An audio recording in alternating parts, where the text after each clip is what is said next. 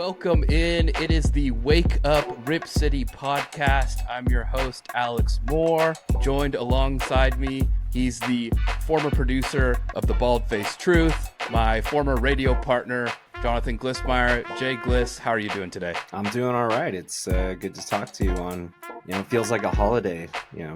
First time I've been excited for Blazers basketball in several years. So yeah, I'm in a good mood. And that's exactly right. Honestly, it is a holiday because it is game day number 1 of the 2015-2016 Portland Trail Blazers season. And what better day to start a podcast than on game 1 of this season? Jay Gliss and I go way back. We used to host a Morning Blazers podcast when we both worked in radio together.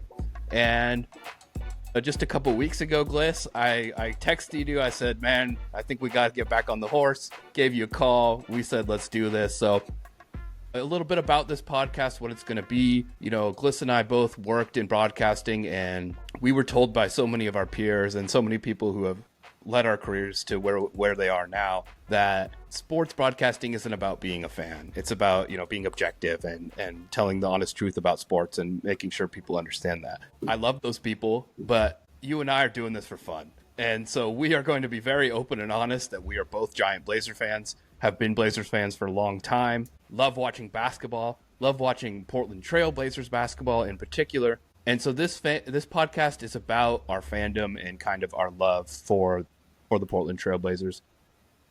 We both just love talking basketball, so we're just here to have some fun, Gliss. Yeah, that's right. I mean, that feels like a lifetime ago for me. It's like it feels like a long time ago since I've been in broadcasting now. But yeah, I agree. We're Blazer fans first, and all that stuff that everybody taught us, in terms of sports radio and all that. We're kind of throwing all that out the window. Exactly. So you'll probably see us smile. You'll probably see us cry. You'll see all the emotions on here. We're just gonna be honest about how we feel about the team, but we also have that professional skill set. It's been a little bit, but we have that background, and so we expect to give you some honest feedback about the way the team is playing, but then also show that fandom side and kind of that passion side as well. But let's get to some basketball talk. Blazers open up tonight, 7 p.m. tip for the Minnesota Timberwolves coming into Portland. This is game 1. It's going to be a tough test tonight. Obviously, Minnesota, back-to-back Western Conference Finals appearances. Anthony Edwards is one of the best players in the NBA. And this is kind of an exciting matchup, kind of an exciting time to see where this team is at. This team has a lot of expectations for the first time in a long time. People are excited for this season. So this is kind of a good measuring stick to see where the Blazers are at in game number 1. Now, to be honest with you, does game number 1 mean a lot in the long scheme of things? Absolutely not. But it's hard not to get excited about this and just to kind of see where the team is at. And oftentimes, game 1 does have that special feel. It almost feels a little different than the rest of those games because we've been starved of Blazers basketball for quite a few months now. Yeah, I've been to a lot of openers. I used to have season tickets back in the Odin and B. Roy era. And yeah, opening night always feels a little closer to like a playoff type atmosphere just because of the anticipation and the wait and, finally getting to see them out on the court in a meaningful game. And the thing that jumps out to me is what you brought up, the opponent. A team that's had a lot of, a young team that's had a lot of success and, has made that jump the last couple years that the Blazers are kind of aspiring to make in the next year or two. And it just, highlights the fact that if they want to make a jump competitively, it's a very, very tough conference they're playing in. So there's going to be a lot of nights where they're going to have opponents coming in, just like the Timberwolves, where, there's not a lot of easy outs in the Western Conference. Absolutely. And that brings me to a good point, too, as well, that there's going to be a lot of these games where the Blazers are going to be playing a tough opponent at home. But that's just what the schedule is going to be all season long. If you're playing a Western Conference team, even the teams that are going to be fighting for the play-in are going to be tough. Like looking at teams like San Antonio and Dallas, teams like that have such great young talent. these are going to be tough games. So if you're looking at the Blazers over and under, which was 34 and a half, if you're looking at them making the play in, I think would be a great season at this point if they're making a 10 or a 9 seed, then these are the type of games that you have to kind of come in and you have to take care of ultimately. Now, does that mean if the Blazers lose tonight that that's the end of the world? Absolutely not. But for the most part, they're going to have a good home record, and a lot of those home games are going to be against tough Western Conference opponents. You also brought a good point about Minnesota having this kind of build, this ascension that we've seen the last couple years. You look at the guards. You have Shaden Sharp. You have Anthony Edwards. Anthony Edwards made this kind of huge leap in about year 3. We're looking at Shaden and where he's at. You would hope that he starts to make a leap in this season, similar to what Anthony Edwards did as well. So that is kind of a mirror there. And then there's also a relationship between Anthony Edwards and Toumani Camara. They played at college together, so that's always exciting to see them play together as well. And that kind of brings me to the big news over the last couple of days. Shaden Sharp and Toumani Camara both signed 4-year extensions with the Blazers, which was super exciting to see. They lock up the guard forward combo, the 2 starters in the starting lineup tonight, and so very exciting to see them both get locked up. What were your thoughts on the extensions, Gliss? Yeah, I mean, I think in particular for a place like Portland, you always kind of have that in the back of your mind, uneasiness when it comes to cornerstone players.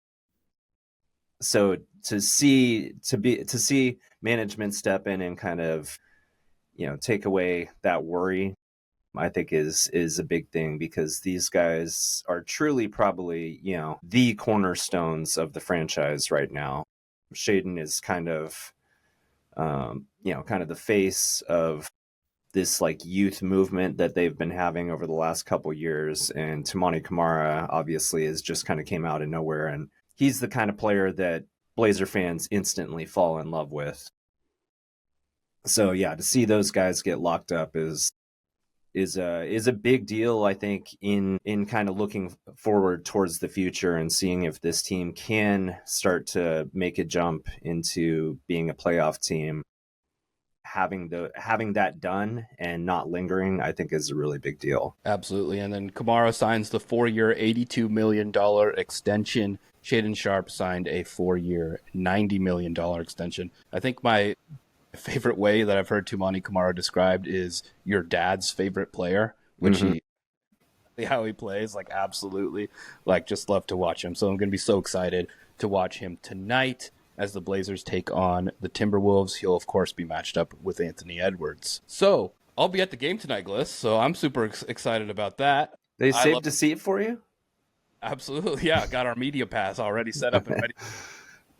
No, I'm paying for tickets. Going to be sitting up in the 300 level. It should be a great time. Excited to see it. I love going to home openers. You get the free shirt. The shirts are on the seats, all that stuff. So it'll be exciting. And I get to wear my Lillard jersey tonight. I didn't wear it when he wasn't on the team. I felt weird, so I'm bringing it back out tonight. I got to go find it in my closet, dust it off, get it ready to go. So I'm excited to wear that as well. Yeah, so I wanted to talk about kind of our feelings for the season. I think I want to touch on Shaden Sharp because you and I, in our discussions, have both talked about how important this season is for him, and obviously we've talked about it today as well. Seeing him in the preseason, he was more aggressive on both sides of the ball. Offensively, I saw him, attacking the 3-ball, attacking the rim. And it was nice to see that kind of build up in confidence. And then defensively, he had some brilliant moments against Golden State. I remember he picked up Steph Curry and things like that. And to see him fighting through screens and being more aggressive on the defensive side of the ball is very exciting. What are your thoughts on Shaden Sharp this season? And ultimately, what would be a successful season for you from Shaden? I would say number one, probably want to see a better shooting percentage from the 3-point line. I think that offensively just instantly makes him a better player on that end of the court. And then, the thing, we've talked, a lot of Blazers fans have talked about this before, just kind of he's just not been a great defender and has at times kind of been in the doghouse because of it. And you want him to be on the court. So it's going to come down to effort and focus, I think, because athletically, physically, he has the skill set to be a good NBA defender, at least average NBA defender, if not better, just because he's a pure athlete. And, if he can kind of come into a better role on the defensive end of the court, then I think his potential is completely unlimited at that point. Absolutely. I mean, I completely agree. And there needs to be that aggressiveness, and there needs to be that effort. I think that Chauncey pulled him last year because he wasn't seeing that defensive effort, and he has the athletic skill set to be at least a average defender in the NBA. And if he's around an average defender, then we're looking at a lineup that's full of passable defenders, and then we're talking about this journey towards the Blazers being a top 10 defense in the NBA. You would absolutely hope that they're going to be, because I think on the offensive side of the ball, the Blazers are probably going to see some struggles this year with a kind of a lack of shooting, around the starting five and even into the bench. So they need to be a great defensive team to kind of get to those expectations of the play-in and, potentially who knows what. But if they're going to win basketball games this season, the defense needs to be great, and a lot of that will be Shaden, because we all know the NBA has that culture, right? That is just hunt out the weak defender. Oh yeah. If Shaden is that person, then he's going to be attacked a lot, and that would be the hope, not especially when the Blazers have so many good defenders on the team. And then I just wanted to touch on Shaden offensively. I mean, obviously has the skill set to be a great shooter, can attack the rim, so athletic. There's a couple plays in the preseason, I saw him where he confidently pulled up for three on a kind of a secondary fast break, and it was just like, yes, this is what I want to see. I want him to shoot that shot, And, there was another play when we were playing the Warriors. He had a mismatch on Al Horford and slowed down, took the ball out to almost half court, and then took him one-on-one, beat him to the rim, laid it in. And it's those kind of plays where I want to see him have that kind of patience. And that leads me to something else, Gliss. You and I have talked in the past about our feelings about Jeremy Grant, and I think I told you, I think I texted you one time or said something. I was like, Gliss, man, I am so confused every time Jeremy Grant touches the ball. I don't know how to feel. I do know how to feel when he shoots a mid-range jumper. Scared. And so when the starting lineup was released for tonight's game, Jeremy Grant not in the starting lineup, Blazers coming out with Drew Holiday, Shaden Sharp, Toumani Camara, Denny Advia, and Donovan Clingan. And so for me, that felt like a turning of the corner kind of a moment. I think I talked with my friends, even my dad, who's brought me into this Blazers fandom, and is like, man, the perfect Blazers starting five that's almost it. The last person would be Scoot Henderson as point guard. But we're almost there. Obviously, Scoot out tonight with an injury. So what were your thoughts on the starting lineup, thoughts on Jeremy Grant moving forward and having him come off the bench? Yeah, I absolutely think that was the right call. I think a lot of Blazers fans were probably hoping that would be the case because he makes a lot of money and he's not going anywhere for the time being. I do think that he's probably not necessarily in the Blazers' long-term plans, but he is a hard piece to move, and that's probably why we haven't seen him moved yet.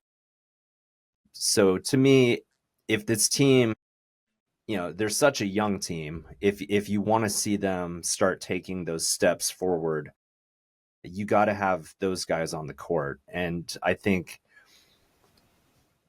at some points last year, it felt like he was on the court just because, name recognition and his contract. And, that takes away from, having Shaden Sharp on the court and having Kamara on the court. And so I like the move by Chauncey to have him come off of the bench. And he could be the guy on that second unit. I mean, like you said, their offense is probably the biggest question mark this season. They certainly, on paper, did not get better by losing, Anthony Simons, who was, probably their best, go get a bucket type guy. So, with those question marks, I think it bodes well both for the future of the franchise and getting those guys that need to be out there gaining experience and learning how to win together. And, you still have Jeremy Grant on the roster, so he is a guy in that second unit that can come off the bench and kind of carry that unit offensively. Absolutely. And you know what? To me as well, it changes the perspective of Jeremy Grant completely. Instead of being like someone who's almost a black hole taking offensive shots from Shaden or from Denny in the first unit, now he's in the second unit where all of a sudden go for it. I mean, green light, absolutely. When you see the offense starting to stall, take some of those shots and you can the value of those shots all of a sudden completely changes to me. And so the perspective of Jeremy Grant is completely different from him being a starter to now switching into that bench role. All right, Gliss. Let's finish today off our inaugural podcast with some season predictions. The over under 34.5. Bet in your bank account. What are you doing? Over or under? Oh, I'm over.